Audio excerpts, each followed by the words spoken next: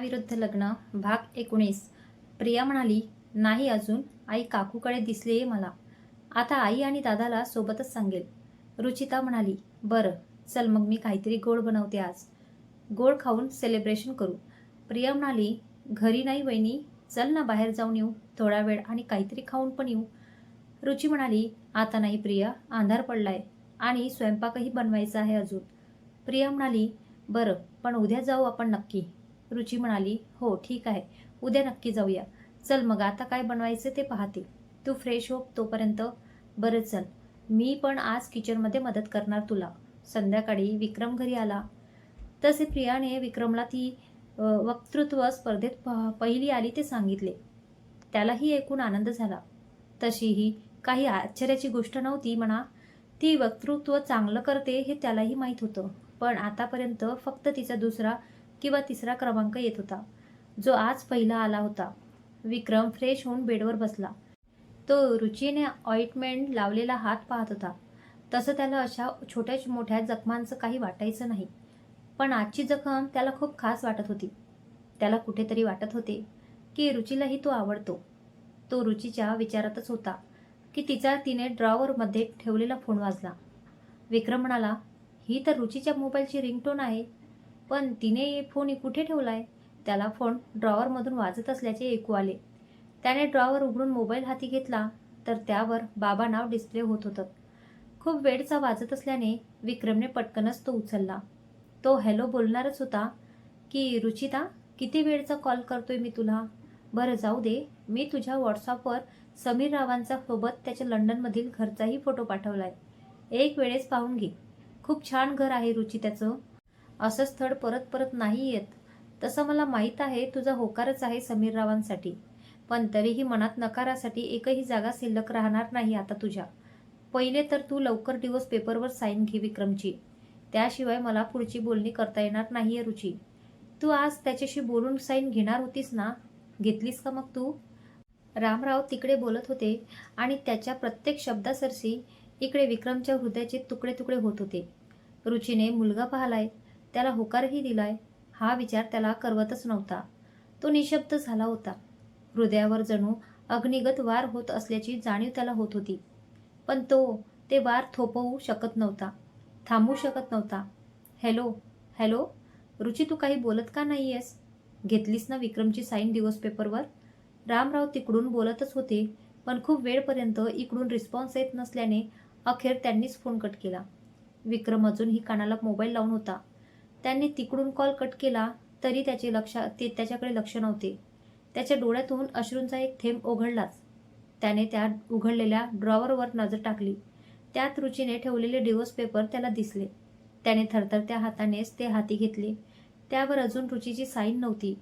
त्याला तिने सकाळी बोललेलं आठवले. विक्रम, मनातच तिला काहीतरी बोलायचे होते माझ्यासोबत. म्हणजे सकाळी तिला डिवोर्सविषयी बोलायचे होते माझ्याशी. त्याने तिचा मोबाईल ओपन करून रामरावांनी समीरचा त्याचा घरासोबत पाठवलेला फोटो ओपन केला. तिच्या मोबाईलचे लॉक त्याला अनावधानाने माहिती झाले होते, पण आज पहिल्यांदा तो तिचा मोबाईल ओपन करून पाहत होता. समीरचा त्याच्या लंडनमधील घराजवळ उभा राहून एक फोटो होता. अतिशय स्टायलिश लुक आणि श्रीमंतीची ओळख त्याच्या ऑफिस अटायर आणि घरानेच होती. बंगलो नसला तरी सामान्य माणसासाठी तो बंगलोच होता. हा तर तोच समीर आहे ज्याला त्या दिवशी मी गाडीवरून सनशाईन कॉफी शॉपपर्यंत लिफ्ट दिली होती. म्हणजे तो त्या दिवशी ज्या मुलीला भेटायला जात होता ती मुलगी रुचीच होती. प्रत्येक विचारसरशी त्याचे काळीज पिळवटून निघत होते. हृदयात वेदनेचा स्फोट होत होता, ज्याला सहन करणे त्याला अशक्य झाले होते. रूममध्ये कोणाच्या तरी येण्याची चाहूल लागली तसे त्याने पटकनच आपले अश्रू पुसले आणि डिवोर्स पेपर मोबाईल पटकन ड्रॉवरमध्ये ठेवून दिला. प्रिया म्हणाली, दादा तुला वहिनीने जेवायला बोलावले. दरवाजातूनच त्याला आवाज देत बोलली. हो प्रिया, आलोच. स्वतःला सावरत बोलला. आज जेवणाच्या ताटातील एकही घास त्याच्या गळ्याखाली उतरत नव्हता. त्याला सारखा तो डिवोर्स पेपर दिसत होता डोळ्यांसमोर. सोबत अहस्य होणाऱ्या हृदयाच्या वेदना तर होत्याच. या दिवसासाठी तो स्वतःला कित्येक दिवसापासून तयार करत होता, पण जेव्हा प्रत्यक्ष तो दिवस आला तेव्हा मात्र फार कोलमडून पडल्यासारखे त्याला वाटत होते. त्याला माहीत होतं ती त्याची नव्हती, पण ही गोष्ट स्वीकारण्यासाठी त्याला त्याच्या हृदयाची साथ मिळत नव्हती. आई म्हणाली, काय झालं विक्रम, तुला भूक नाही आहे का? पण विक्रमचा त्यावर नो नो रिप्लाय. आई पुन्हा म्हणाली, विक्रम मी काय विचारतीये, लक्ष कुठे आहे तुझं? काही बोलली का आई तू? विक्रम भानावर येत आई म्हणाली, कुठल्या विचारात हरवलायस तू? तुला भूक नाही लागली का आज? विक्रम म्हणाला, आई ते येताना आज कॅन्टीनमधलं खाऊन आलो थोडंसं, म्हणून भूक नाही आहे आता. तुला किती वेळा सांगितलं विक्रम, त्या कॅन्टीनमधलं असं अवेळी खात नको जाऊस म्हणून. निर्मला त्याला बोलत होत्या, पण त्याचं त्यांच्या बोलण्याकडेही लक्ष नव्हतं. कसं बसं जेवण उरकवून तो रूममध्ये आला. आपलं रोजचं अंथरूण त्याने आथरायला घेतलं. विक्रम तुझी तब्येत ठीक नाहीये का? रुची जी नुकतीच रूममध्ये आली होती तिने त्याला विचारले. विक्रमने तिच्याकडे पाहिले आणि अतिशय शांततेत तिला उत्तर दिले, मी ठीक आहे. का तुला काही बोलायचे होते का माझ्याशी? रुची म्हणाली, नाही असे काही नाही, तू नीट जेवलं नाहीस म्हणून मी सहज विचारले. मला वाटते तू काहीतरी बोलणार होतीस सकाळी माझ्याशी. तो मनोमन प्रार्थना करत होता की तिने डिवोर्सविषयी बोलायला नको, पण ती जे काही बोलेल त्यासाठी तो मन घट्ट करायचा प्रयत्न करत होता. रुची म्हणाली, मी बोलणार होते, पण आता खूप उशीर झालाय. त्यावर तो थोडा वेळ शांतच राहिला. विक्रम म्हणाला, खरंच खूप उशीर झालाय, पण आता नाही होणार. ती शांतता भंग करत बोलला आणि त्याच्या अंथरुणावर पडला. काय बोलला हा? रुची त्याच्या बोलण्यावर गोंधळली. तो काय बोलला ते तिला कळले नाही, पण त्याचा जास्त विचार करण्याच्या विचारात तीही नव्हती. रूमचे दार लावून ती बेडवर झोपली. आज त्याच्याशी बोलली नाही याचाच विचार करत ती झोपेच्या अधीन झाली.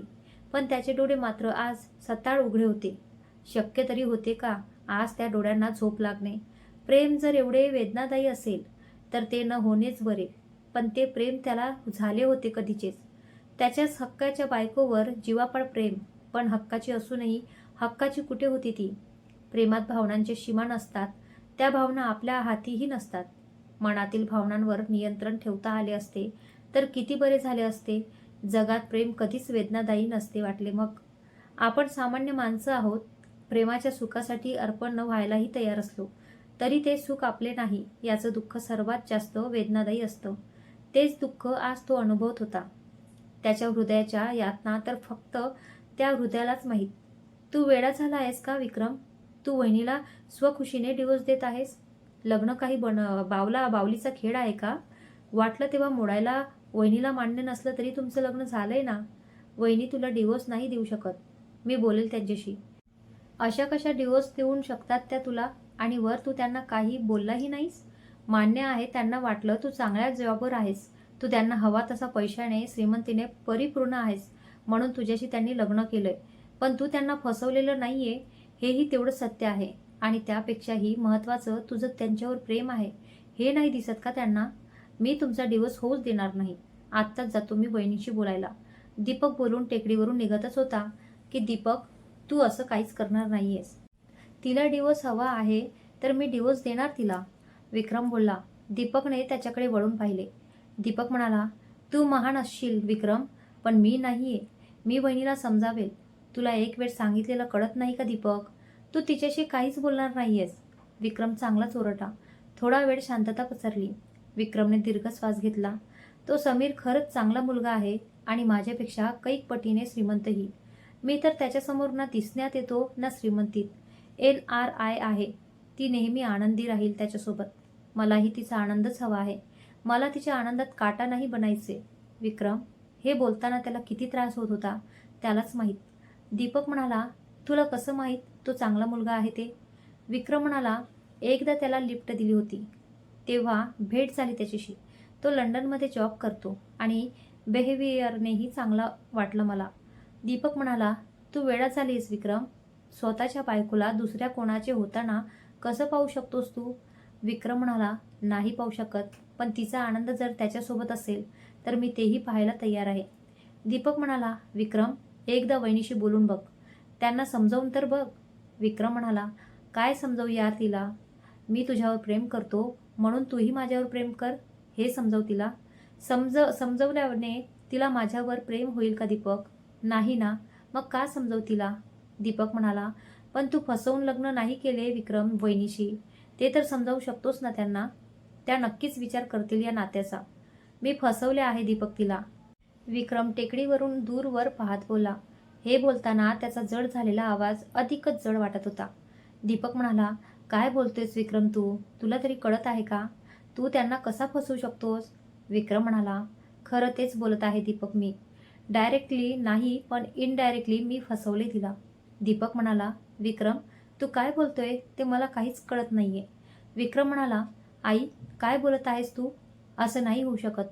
आई प्लीज बोल, हे सर्व खोटं आहे. आई म्हणाली, हेच खरं आहे विक्रम, मीच फसवले तिला.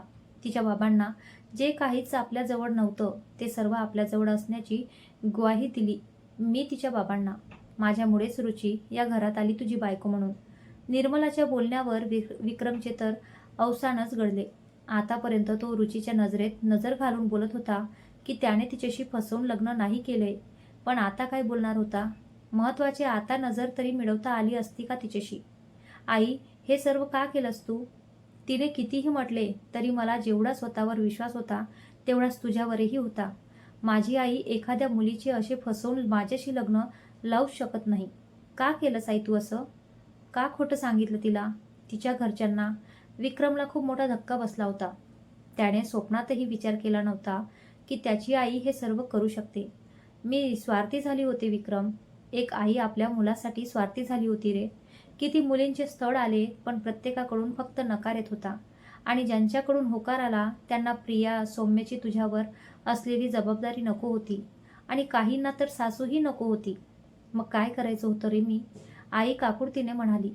एक दिवस एक मुलगी दिसली, रुची. एका कुत्र्याच्या पिल्ल्याचा जीवाची पर्वा न करता गाडीसमोर जीव वाचवताना पाहता क्षणीच मला तुझ्यासाठी आवडली. जी साध्या कुत्र्याच्या पिल्लाचा जीव वाचवण्यासाठी स्वतःचा जीव धोक्यात घालू शकते, तर ती माणसांना किती जीव लावत असेल. वाटलं हीच आहे जी आपल्या कुटुंबाला सांभाळू शकते, आपल्या कुटुंबाला धरून चालू शकते. मग मी तिची माहिती काढायला लागले. तेव्हा समजलं तिचे बाबाही तिच्यासाठी स्थळ शोधत आहेत. पण त्यांना श्रीमंत स्थळ हवं होतं. आपल्याला तर त्यांनी उभंही केलं असतं की नसतं काय माहीत, म्हणून मी तिचा विचारच सोडून दिला. पण एक दिवस माझी मैत्रीण ज्योती तिचं स्थळ घेऊन आली. मला तर आधी विश्वासच बसला नाही. तिला मी म्हटलंही की तिच्या घरचे तुझ्यासाठी होकार कधीच देणार नाही. ते आपल्यापेक्षा सर्व सुखसोयीने सधन स्थळ शोधत होते.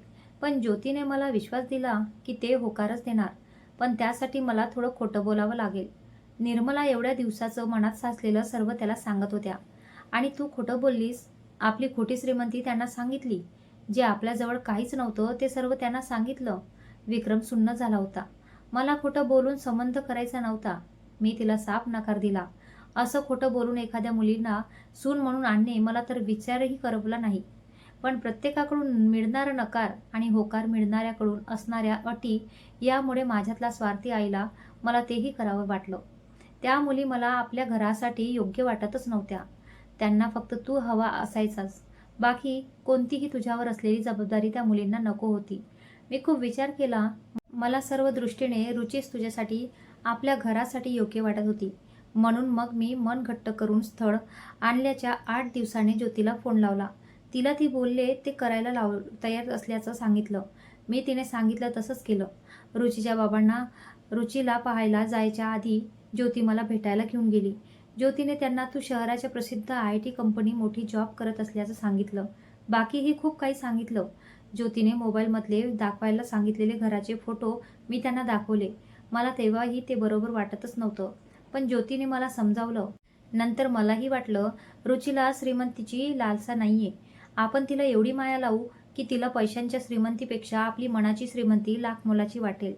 रुचीच्या बाबाच्या ज्योतीवर विश्वास होता, परिणामी माझ्यावरही बसला. ते म्हणत होते घर पाहायला येऊ. तेव्हा मी हडबडले. पण नंतर ज्योतीने आणि तिच्या सावत्र आईने त्यांना काय सांगितले माहीत नाही. त्यांनी घर न बघताच लग्नाला होकार दिला. निर्मलाचे सांगताना अश्रू गालावर ओघळले.